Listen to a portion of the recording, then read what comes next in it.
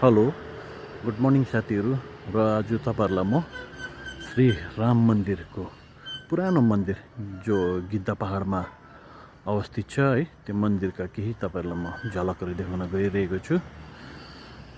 हेर्नुस् होला र हनुमानजीले तपाईहरु सबैको रक्षा गरून् भन्दै म तपाईलाई केही झलकहरु देखाउने छु।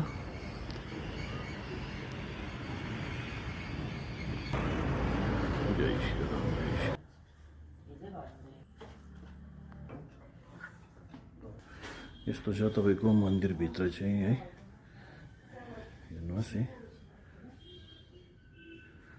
तपाईहरुको यस्तो छ यो बहुत एकदम पुरानो प्राचीन कालको मन्दिर हो यो।